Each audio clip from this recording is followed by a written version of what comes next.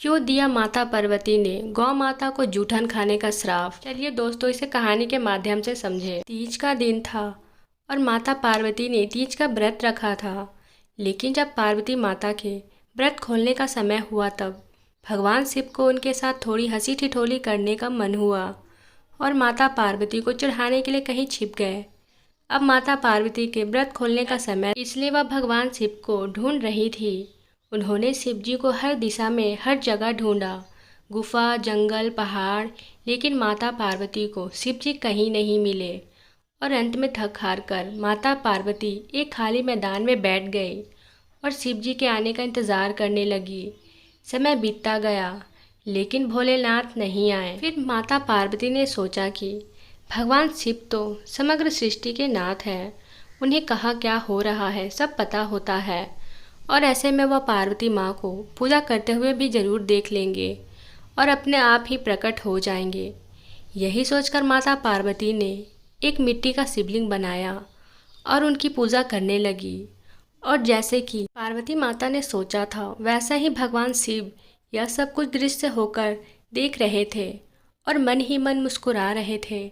और जैसे ही माता पार्वती की पूजा संपन्न हुई, शिव जी वहाँ प्रकट हुए और माता पार्वती को चिढ़ाते हुए बोले, देवी आपने तो अकेले ही पूजा ही कर ली, आप मेरी प्रतीक्षा भी नहीं की, ऐसा क्यों। तब पार्वती जी ने कहा, हे प्रभु, मैंने तो आपको बहुत इंतज़ार किया लेकिन सूर्यास्त हो चुका था और रात होने वाली थी, इसलिए मैंने शिवलिंग बनाकर आपकी पूजा कर ली और अपना व्रत संपूर्ण किया। यह बात सुनकर शिव जी ने फिर ठिठोली करते हुए कहा, मैं तुम्हारी बात पर कैसे विश्वास कर लूँ, क्या इस बात का कोई साक्ष्य है। तब माता पार्वती ने थोड़ी दूर एक गाय को खड़े हुए देखा। तब माता पार्वती ने कहा, ये गाय मेरी पूजा की साक्षी है, आप इन्हीं से पूछ लीजिए। लेकिन वह गाय भी भोलेनाथ की यह हंसी ठिठोली के बारे में जानती थी, जिसकी वजह से जब शिव जी ने उन्हें माता पार्वती की पूजा के बारे में पूछा तब गाय ने नाम में सिर हिलाया और शिव जी ने हंसते हुए उनसे कहा कि वह बस उन्हें थोड़ी हंसी ठिठोली कर रहे थे और वह सच जानते हैं।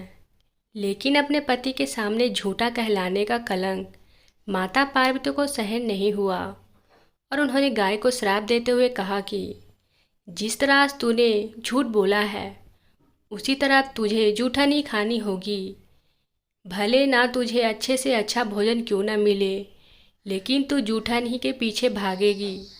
यह सुनकर गौ माता बहुत ही दुखी हुई। तब शिव जी ने माता पार्वती को बताया कि उस गाय ने मेरे कहने पर ही झूठ बोला था और उनका इनमें से कोई दोष नहीं है।